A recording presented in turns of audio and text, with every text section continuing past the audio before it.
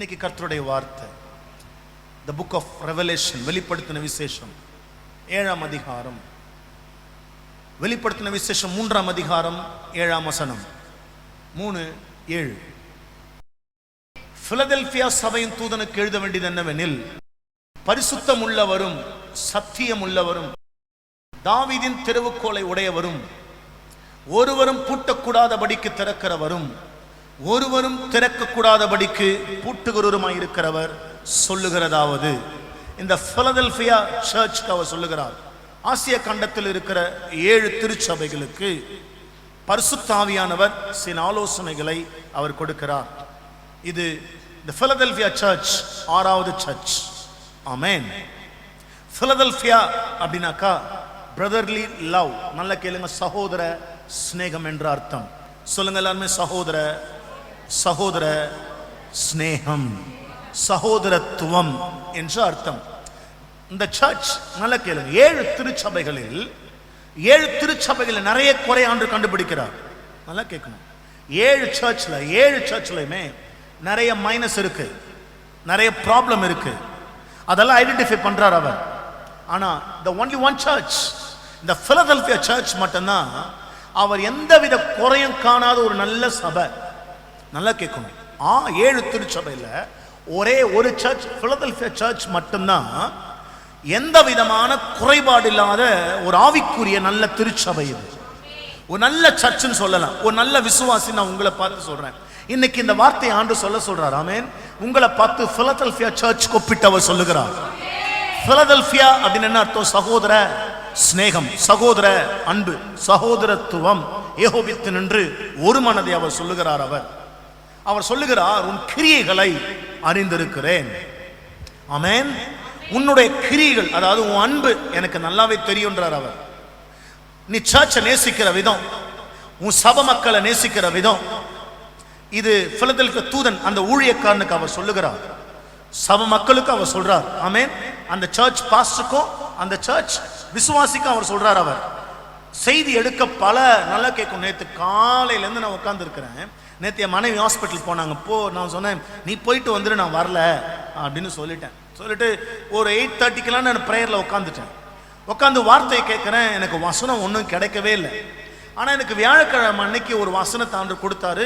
அந்த வசனம் என் மைண்டில் இருக்கு. பட் ஆனால் இன்னைக்கு பெந்தகோஸ்தே பண்டிகையாச்சு, அதற்கேற்ற மாதிரி வார்த்தையை பேசலாம் அப்படின்னு உட்காந்துட்டு இருக்கிறேன். நல்லா கேட்கணும். 12:30 வரைக்கும் எனக்கு ஒரு வார்த்தை அகப்படவே இல்லை.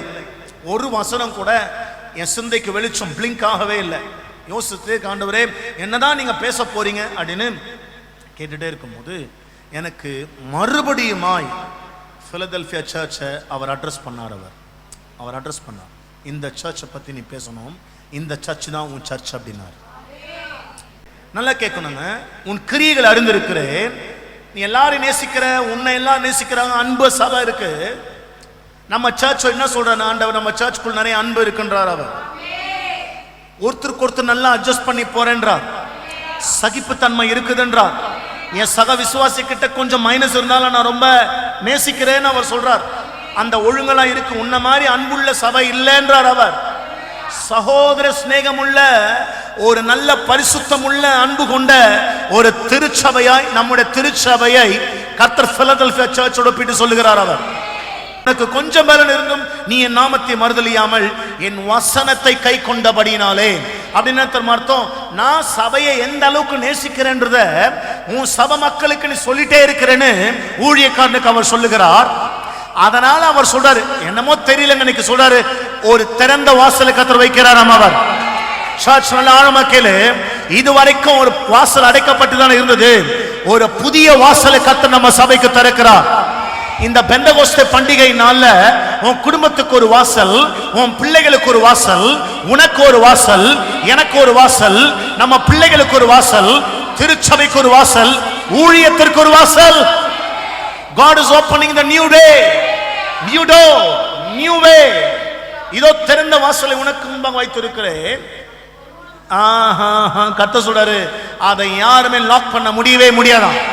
உனக்கு விரோதமா எழும்பி உன்னை கெடுக்க, உன் குடும்பத்தை அழிக்க, என்ன வேணா பண்ணி உன்னை ஓரங்கட்ட என்ன நினைச்சாலும் கர்த்தர் சொல்றது, நான் திறந்த வாசல், நான் ஆசீர்வதிச்சிருக்கிறேன். அதை மறுபடியும் யாரும் ரிவர்ஸ் பண்ணவே முடியாது. இந்த வார்த்தைக்கு நல்ல பலத்த சபை ஒரு ஆமென் சொல்லட்டுங்க. கர்த்தர் ஆசீர்வதித்த ஆசீர்வாதத்தை உனக்கு யாரும் மறுபடியும் அதை சாபமாக மாற்ற முடியாது. That is an irreversible blessing. Hallelujah. அடுத்தது சொல்றாரு, இதோ யூதர் அல்லாதிருந்தும் தங்களை யூதர் என்று பொய் சொல்லுகிறவர்களாகிய, அப்படின்னா என்ன தெரியுமா அர்த்தம்? தன்னை கிறிஸ்தவன்னு சொல்லிக்க கூடிய சிலர் ஆனா கிறிஸ்தவங்க அல்ல. அது சாத்தான் கூட்டம்.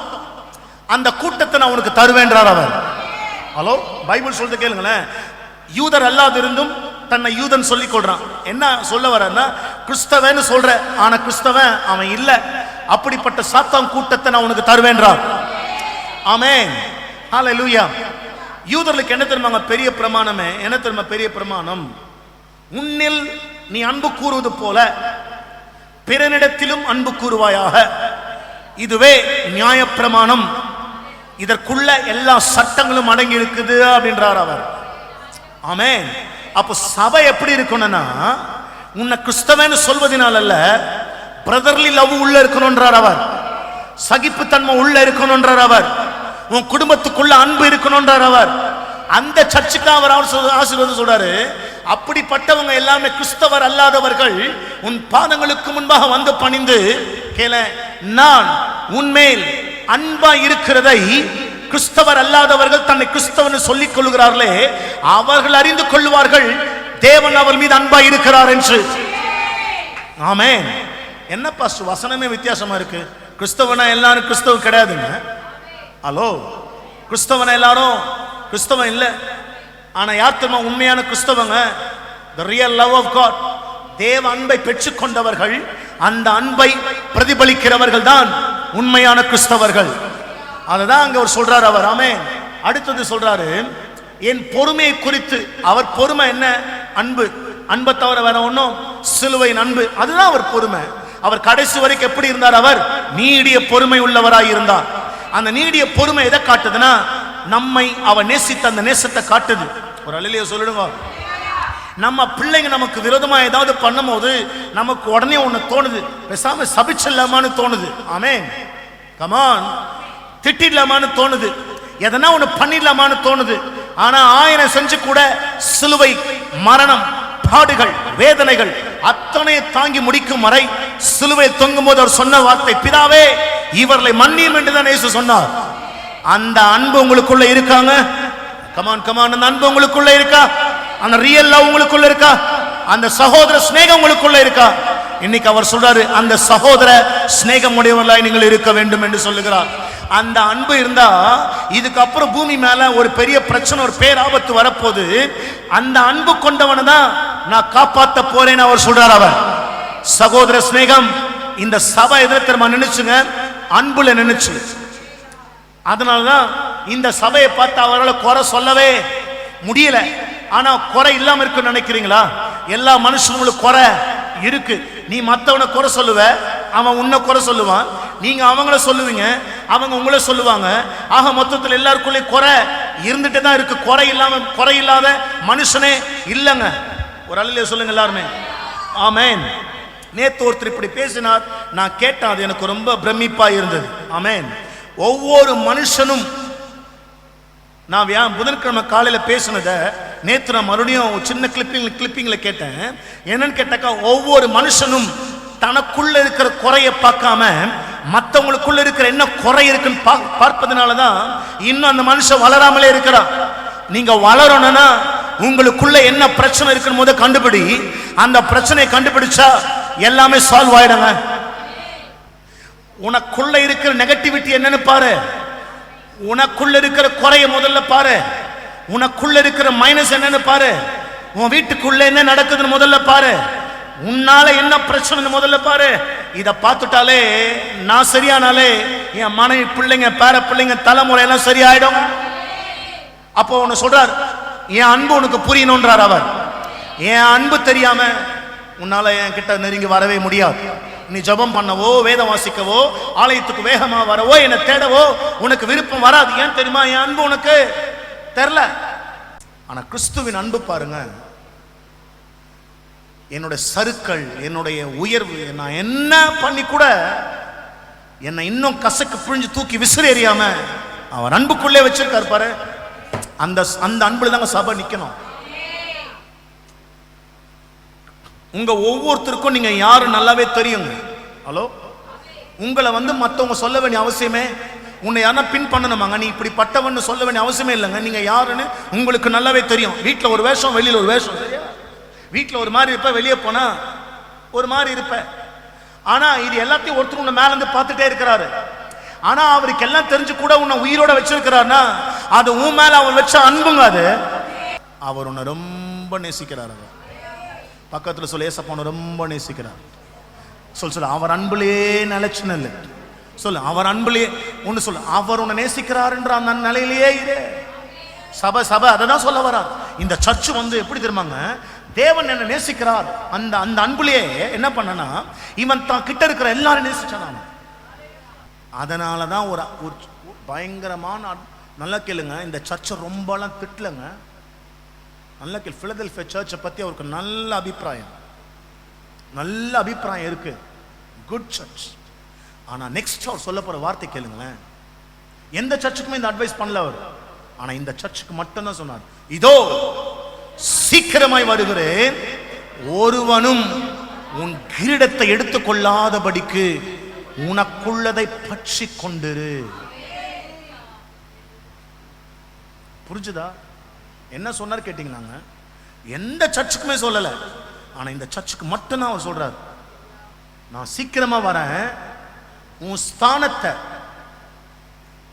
உன்னுடைய கிரீடம், அந்த கிரீடன்ற வார்த்தை இருக்குல்ல, லேவியராகமம் 21:12 கொடு. லேவியராகமம் 21:12 கொடு. அந்த கிரீடம் என்னன்னு சொல்லுது பாரு. பரிசுத்த ஸ்தலத்தில் இருந்து புறப்படாமலும் தன் தேவனுடைய பரிசுத்த ஸ்தலத்தை பரிசுத்த குலைச்சலாக்காமலும் இருப்பானாக. ஆரோனுடைய தேவனின் அபிஷேக தைலம் என்னும் கிரீடம். நல்ல கேளு, அபிஷேக தைலம் என்னும் கிரீடம். அப்ப அந்த இடத்துல வெளிப்படுத்தின விசேஷம் 3:11 என்ன சொல்றான்னா, உன் கிரீடத்தை ஆமென் எடுத்துக்கொள்ளாதபடிக்கு உனக்குள்ளதை பற்றி கொண்டிரு. அப்படின்னா உன் மேல வச்ச அந்த அபிஷேகத்தை நீ காத்து கொள்ளணும். அப்படின்னா என் அன்புல நிலைச்சு நில்லு, அதோட என் அன்பை மற்ற ஜனங்களுக்கு நீ பகிர்ந்து கூட அப்படின்றார் அவர். ஆமென். உன் ஸ்தானம், உன் அபிஷேகம் உனக்குள்ள இருக்கணும். அப்படின்னா உனக்குள்ள இருக்கக்கூடாது ஒன்று, பகையும் கசப்பும் இருக்கவே கூடாது. இல்லைன்னா வேற ஒருத்தர் அந்த ஸ்தானத்தை கர்த்தர் உட்கார வச்சிருவாரு. ஆனா உனக்குள்ள இருக்கணும்னு கர்த்தர் காலமா சொல்லி அனுப்புறாரு, நான் உன்னை நேசிச்சல. கமான் கமான், ஒரு அழிலே சொல்லு, இல்ல சத்தமா ஒரு அழிலே சொல்லு, எல்லாருமே பின்னாடிலாம் ஒரு அழிலே சொல்லு. ஆமென்.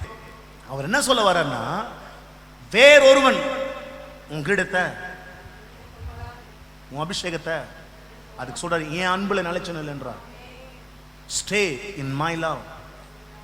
என் அன்பு உனக்குள்ள இருந்தா அந்த அன்பு நிச்சயமா உன் பக்கத்துல சிஸ்டரை உன் உயிரினும் மேலா நேசிப்பேன்.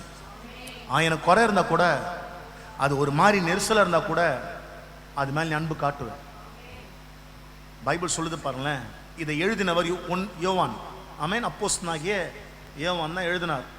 1 யோவான் 4:19 கொடுப்பா. அதுக்கு முன்னாடி டைம் ஆயிடுச்சு. 1 யோவான் 4:8 கொடு. சரி, 7 கூட. பிரியமானவர்களே, நான் வேகமா வாசித்து முடிக்கிற வசனம் மட்டும். ஒருவரில் ஒருவர் அன்பா இருக்க கடவோம். அதாவது இவர் தான் எழுதுறார். பிலதெல்பியா சர்ச்சுக்கு சொல்றார், அன்பை பத்தி சொல்றார்.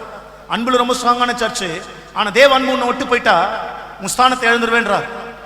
வேற ஒன்னும் சொல்லல அவர், உன் ஸ்தானமே போயிடுன்றார். பி இந்த பிரதர்லி லவ், சகோதர ஸ்நேகம். ஏனெனில் அன்பு தேவனால் உண்டாயிருக்கிறது. அன்புள்ள எவனும் தேவனால் பிறந்து அவரை அணிந்திருக்கிறான். அன்பில்லாதவன் தேவனை அறியான். தேவன் அன்பாகவே தம்முடைய ஒரே பேரான குமாரனாலே நாம் பிழைக்கும்படிக்கு தேவன் அவரை இவ்வுலகத்தில் அனுப்பினதினால் தேவன் நம்மேல் வைத்த அன்பு வெளிப்பட்டது. நாம் தேவனிடத்தில் அன்பு கூர்ந்ததினால் அல்ல. நல்லா கேட்டுக்கணும், நம்ம முதல்ல அவரை நேசிக்கல, அவர் தான் முதல்ல நம்ம நேசிச்சார். எத்தனை பேர் இந்த வார்த்தை நம்புறீங்க? அதனாலதான் உன் அன்பு அடிக்கடி தோற்று போகுது. அவர் அன்பு இன்னும் நிலைய நிக்க காரணம் முதல்ல நீ நேசிக்கல, அவர் உன்னை நேசிச்சதாலதான் நீ எப்பேற்பட்ட பாவியா இருந்தாலும் அவர் உன்னை ரட்சித்த ஆலயத்தில் கொண்டு வந்து உட்கார வச்சிருக்கிறார். ஆமென். நாம் தேவனிடத்தில் அன்பு கூர்ந்ததினால் அல்ல, அவர் நம்மிடத்தில் அன்பு கூர்ந்து நம்முடைய பாவங்களை நிவர்த்தி செய்கிற கிருபாதார பலியாக தம்முடைய குமாரனை அனுப்பினதினாலே அன்பு உண்டாயிருக்கிறது. 4:18 கொடுக்கு. 4:18 அதுல இருந்து கொடு. 18 இருந்து கொடுத்துட்டே வா. அன்பிலே பயமில்லை, பூரண அன்பு பயத்தை புறம்பே தள்ளும். பயம் இருக்கா? அன்பு இல்லைன்னு அர்த்தம். தேவ அன்பு உனக்கு என்ன சொல்லும்? அந்த தேவ அன்பு என்னை ஒரு நாள் கைவிடாது, அந்த தேவ அன்பு என்னை வாழ வைக்கும். இந்த பலவீனம், இந்த சுகவீனம், இந்த போராட்டம், இந்த கஷ்டம், இவை எல்லாவற்றையும் என்னை நேசிக்கிற ஒருவரால் நான் தாண்டி முடிப்பேன். ஹல்லேலூயா. இப்போ நான் என் மனைவி பிள்ளைகளை ரொம்ப நேசிக்கிறேங்க. நாம நேசிக்கிறேன். ஆனா அவங்களுக்கு என்ன பிரச்சனை, நான் விட்டுருவேனா? சரி, ஏசப்பாவும் நம்ம எல்லாம் ரொம்ப நேசிக்கிறார்ல. எந்த அளவுக்கு அவன் நேசம் இருந்தது? உயிரை கொடுக்கிற அளவுக்கு இருந்தது. அப்ப உயிரே கொடுத்தான்னு நீ கேட்கிற மற்றதெல்லாம் தரமாட்டாரா? உனக்கு நிச்சயமா தருவார்ல. இன்னொரு வார்த்தை நான் அண்டர்லைன் பண்ணிடுறேன், நல்லா கேட்டுக்கோ. போல்டு கூட பண்ணு, இட்டாலிக் பண்ணு, எல்லாமே பண்ணு. புரியல உனக்கு? சிஸ்டம்ல இருக்கு, கம்ப்யூட்டர்ல ஒரு லெட்டரை டைப் பண்ணிட்டு காட்ஸ்லான்னு போட்டுட்டு அதை போல்டு பண்ணி இட்டாலிக் பண்ணி அண்டர்லைன் பண்ணுவாங்க. ஏன்னா அதை ஸ்பெஷலாக காட்டுறதுக்காக சொல்லுவாங்க. இப்போ நான் சொல்றேன் பாரு, இந்த உலகத்துல இருக்கிற அன்பு எல்லாமே பொய். இல்ல பாஸ், என் மனைவிக்கு மேல உயிர் ரொம்ப, நீ கொடுக்குற துட்டுக்கு தான்.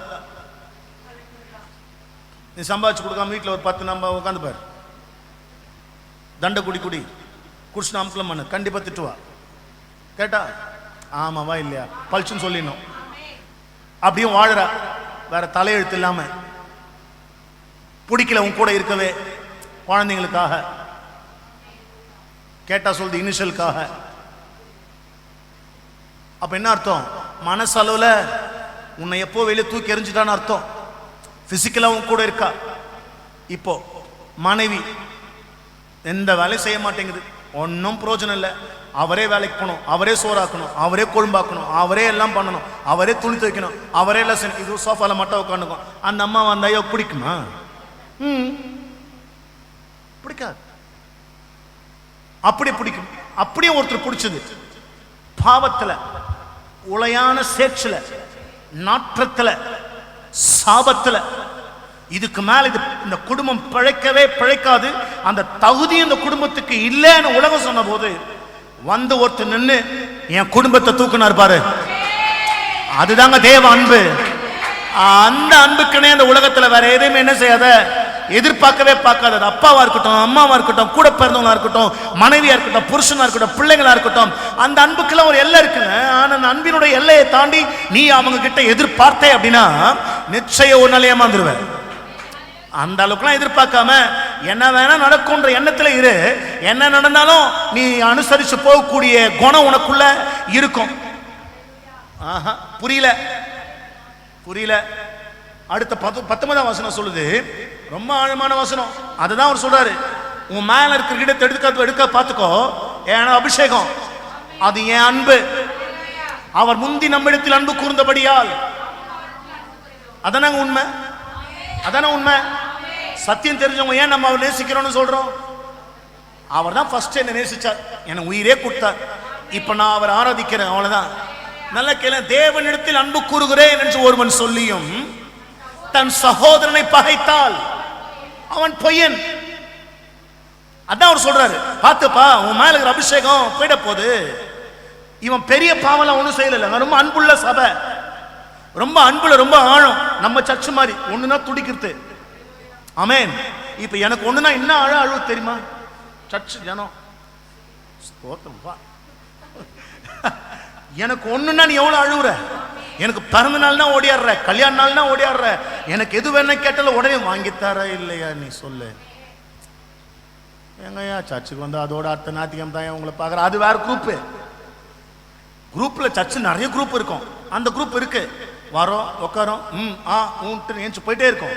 ஆனா ஒரு குரூப் இருக்கு, அவரை பின்பற்றுவே என்ற குரூப் இருக்கு. இன்னொரு குரூப் இருக்கு, அவர் நல்லவரா இருக்கிறவருக்கு பின்பற்றுவேன்னு சொல்ற குரூப் இருக்கு.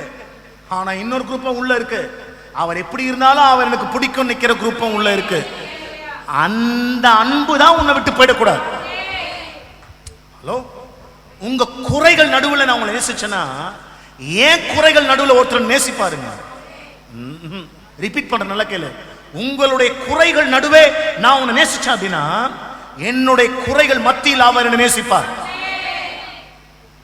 தன் சகோதரனை பகைத்தால் அவன் பொய்யன், தன் கண்ட சகோதரத்தில் அன்பு கூறாமல் இருக்கிறவன்.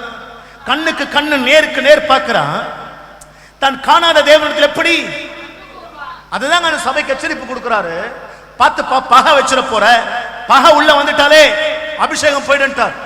வேற ஒன்னும் சொல்ல. சர்ச் கூட பிறந்தவங்களா இருக்கட்டும், அது கணவன் மனைவியா இருக்கட்டும், பிள்ளைகளா இருக்கட்டும், உன் கூட சேர்ந்து ஆராதிக்கிற சபை விசுவாசிகளா இருக்கட்டும், ஏன் உனக்கு போதகம் பண்றோம் பாஸ்டரா கூட இருக்கட்டும், எல்லாருமே குறை உள்ளவர்கள் தான், யாருமே நிறை உள்ளவர்கள். nobody is perfect except my God. தேவனிடத்தில் அன்பு கூறுகிறவன் தன் சகோதரனிடத்திலும். ஏசப்பா நம்ம எப்படி அன்பு கூர்ந்தாரு? இப்போ உன்னை நேசிக்கிறாரா? நேசிக்கிறாரா?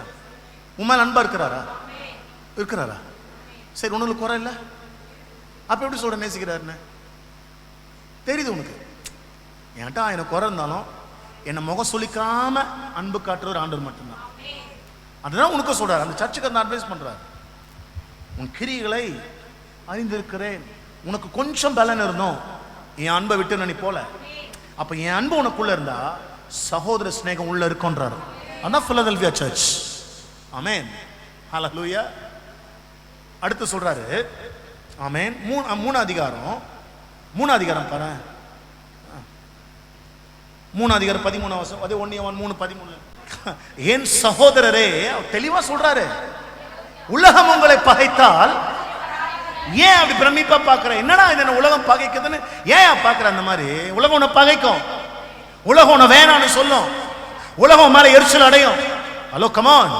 ஏன் தெரியுமா? அவர் அன்பு என் மேல இருக்குல்ல, அவர் உன்னை நேசிக்கிறார்ல. அப்ப இந்த உலகத்துல உன்னை யாருக்கும் பிடிக்காதுங்க. உலகத்துல உன்னை எல்லாருக்கும் பிடிச்சா அவங்க பிரச்சனை இருக்கு, உனக்குள்ள ப்ராப்ளம் இருக்கு. நீ உன் ஜீவன் இன்னும் சரி வரலன்னு அர்த்தம், இன்னும் சரி பண்ணலன்னு அர்த்தம். உன்னை யாருக்குமே பிடிக்கலன்னு வச்சேன், நீ சக்சஸ் ஆயிட்டுன்னு அர்த்தம். ஹலோ ஐயா, எங்க வீட்டில் கட்டின புருஷனுக்கு பிடிக்கல, பொண்டாட்டிக்கு பிடிக்கல, பிள்ளைங்களுக்கு பிடிக்கல, என்னை யாருக்குமே பிடிக்கலையா, எங்க அப்பா அம்மா தவிர. அவங்களும் என்ன சொல்லியிருப்பாங்க? உன்ன போய் பிள்ளையா பெத்தனடான்னு சொல்லியிருப்பாங்க. செத்துட்ட தொட்டி அவங்களை நம்ம நினைக்க நல்லா வருது, ஐயோ எங்க அப்பா இல்லையே எங்க அம்மா இல்லையேன்னு. சரியா? ஆனா அவங்களும் நம்மளை திட்டினவங்க தான். இதை போய் பெத்தம்பார் தண்டோன்னு சொல்லி திட்டினவங்க தான் ஒரு காலத்துல. Come on come on. அப்போ எந்த அன்புமே நமக்கு சரி வரல. அதான் சொல்றேன், நாம் சகோதரத்தில் அன்பு கூறுகிறபடியால் மரணத்தை விட்டு நீங்க ஜீவனுக்குட்பட்டு இருக்கிறோம் என்று அறிந்திருக்கிறோம். சகோதரனிடத்தில் அன்பு கூறாதவன் மரணத்திலே நிலை கொண்டிருக்கிறான். அதான் அபிஷேகம் போயிட்டார். செத்த பொன்னண்டா நீ எல்லாம். தன் சகோதரனை பகைக்கிறவனும், ஆமாங்க, தேவ அன்பு உனக்குள்ள இருக்கின்ற. ஆனா உன்னை கொஞ்சம் யோசிச்சா நீ எவ்வளவு கெட்டவனா வாழ்ந்திருக்க, நீ எவ்வளவு பாவம் செஞ்சிருக்க.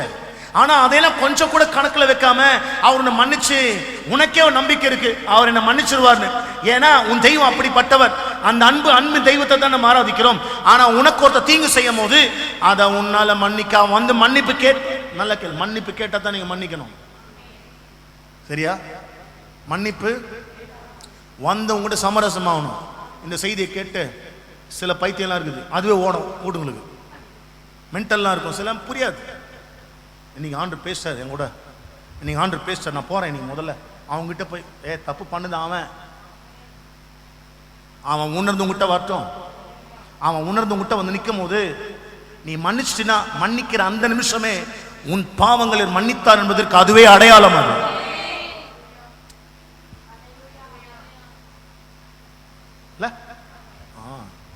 மனுஷ கொலைபாதகன் எவனோ அவனுக்குள்ள என்ன இல்ல, அவர் தம்முடைய ஜீவனை நமக்காக கொடுத்ததினாலே நாமும் சகோதரருக்காக ஜீவனை கொடுக்க கடனாளிகளா இருக்கிறோம். கேட்டா உயிரை கூட கொடுக்கணுமா? உன் சகோதரன் வந்து கேட்கிறான், கையில காசு இல்லப்பா, ஒரு 1000 ரூபாய் கொடுப்பான்னு கேட்கிறான். இல்லைன்னா உண்மையாவே பரவாயில்ல, உண்மையாவே இல்ல, ஏசப்பா பார்க்கிறார். வீட்டில் என்னமோ இருக்குது, ஒரு அமௌண்ட் இருக்குது, ஆனாலும் இதை கொடுத்துட்டு அடுத்த மாதம் குழந்தைங்களோட ஃபீஸ் கட்டுறது. நான் அடுத்த மாதம் கதையை விட, அடுத்த மாதம் நீ இல்லை என்ன பண்ணுற சொல்லு, உன் டிக்கெட் முடியுது. யாருக்குங்க தெரியும் பேசுகிற நானே இருப்பேன்னு இருக்க மாட்டேனோ, யாருக்கு தெரியும்? அப்புறம் மேலே போன ஆண்டு கேட்பார், ஏன்பா நீ தான் வரப்போகிற எனக்கு தெரியும். அவன் கேட்டப்ப நான் 1000 ரூபாய் கொடுத்துருந்தீங்கன்னா உன் மூஞ்சை பார்த்து நான் சிரிச்சிருப்பேன். இப்படி வந்து நிற்கிறியப்பா என் முன்னாடின்னு என்ன அவர் திட்டுவார். அப்போ என்ன அன்பு இருக்கு உனக்குள்ள? அதுதாங்க சொல்றாரு, உனக்குள்ள இருக்கிற கிரீடத்தை ஒருவன் எடுத்துடக்கூடாது. அதுக்கு அவர் சொல்றார், ஸ்டே இன் மை லவ். என் அன்புல நிலைச்சுன்னு இல்லை. அவட நிற்கும் போது ஆசீர்வாதத்தை தராரு. வெளிப்படுத்தின விசேஷம் 11ஆம் வசனம் கொடு. இதோ சீக்கிரமாய் வருகிறேன், ஒருவனும் கிடத்தை எடுத்துக்கொள்ளாதபடிக்கு. அன்புலே என்றார் அவர். ஏன் அன்பு? ஆமென். நான் உன்னை நேசிக்கிறேன் இடத்துல இருந்தினா நீ மற்றவங்க நேசிப்பேன். சரி, அதுக்கு ஒரு வசனம் இருக்கா அப்படின்னா இருக்கு. 1 யோவான் 5:1-2 கொடுத்துருப்பா. முடிச்சிடலாம் வேகமா. இயேசுவானவரே கிறிஸ்து என்று விசுவாசிக்கிற எவனும், நல்ல பிறப்பித்தவரிடத்தில் அன்பு கூறுகிற எவனும் அவரால் பிறப்பிக்கப்பட்டவனிடத்திலும் அன்பு கூறுகிறான். அப்படின்னு என்ன அர்த்தம்னா, பிறப்பித்தவர் அவர், அவரிடத்தில் அன்பு கூறுகிறேன்னு சொன்னா அவரால் பிறந்தவன் யாரு? இயேசுவே கிறிஸ்து என்று விசுவாசிக்கிற சக விசுவாசியும் அவன் நேசிப்பான். ரைட். 2, நாம் தேவனிடத்தில் அன்பு கூர்ந்து அவருடைய கற்பனைகளை கை கொள்ளும் போது தேவனுடைய பிள்ளைகளிடத்தில் அன்பு கூறுகிறோம் என்று அறிந்து கொள்ளுகிறோம். ஆமென். நாம் தேவனுடைய கற்பனைகளை கை கொள்வதே அவரிடத்தில் அன்பு கூறுவதாம். அவருடைய கற்பனைகள் பாரமானவைகளும் அல்ல. அப்படின்னா பிறப்பித்தவரிடத்தில் அன்பு கூறுகிறவன் பிறப்பிக்கப்பட்டவனிடத்திலும் அன்பு கூறுகிறான். ஹலோ, நீ கடவுள் நேசிக்கிறேன்னு சொல்றியா? ஏன் சொல்ற? அவர் உன்னை நேசிப்பதால சொல்ற. அவர் உன்னை நேசிக்கிறார் என்ற உணர்வு உனக்கு இருந்தா அந்த நேசம் என்ன சொல்ற? குற்றங்கள் எல்லாம் மன்னிச்சுட்டே இருக்கிறாரு. அப்போ நீ உன் சக விசுவாசி என்ன செய்வ? மன்னிச்சுட்டே இருப்பேன். மன்னிப்பு என்பது நான் அவனை நேசிப்பதற்குண்டான ஒரு சின்ன அடையாளம். ஆமென்.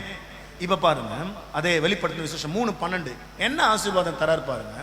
அப்படியே தேவ அன்பில் நிற்கும் போது ஜெயம் கொள்ளுகிறவன் எவனோ அவனை என் தேவனுடைய ஆலயத்தில் தூணாக்குவேன். நீங்க அவர் அன்புல நிலைச்சு நினைன்னு சொல்றாரு. சர்ச்சில் உங்களை பில்லரை கத்திரைப்பாராம். அவர் பில்லர் எதுக்கு அடையாளமா இருக்கு? அந்த சர்ச்சுடைய அசைவுக்கு காரணமா இல்லாமல் ஸ்ட்ராங்கா ஒரே இடத்துல சபையை பிடிச்சு நிற்பது தேவ அன்பு, சபையை வளர்ப்பது தேவ அன்பு. ஆமென் சொல்லுங்க எல்லாரும்.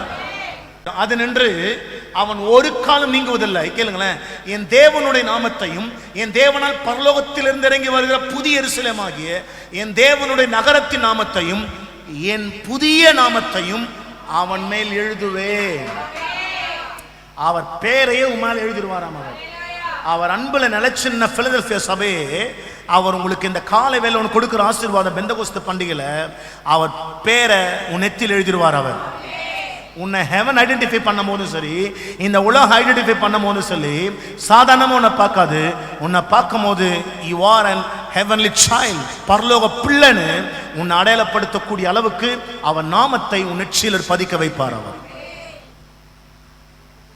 அன்பு, அன்பு, ஸ்டே இன் லவ். ஹல்லேலூயா. அன்பு இருக்கா? அன்பு சகலத்தையும். நான் எழுந்து நிற்கலாமே எல்லாரும்? முடிஞ்சவங்க நில்லுங்க, முடியாதவங்க உட்காந்துக்கோங்க. No issues. என்னால் முடியாத பர்சனை ப்ளீஸ் பி சீட், உட்காருங்க.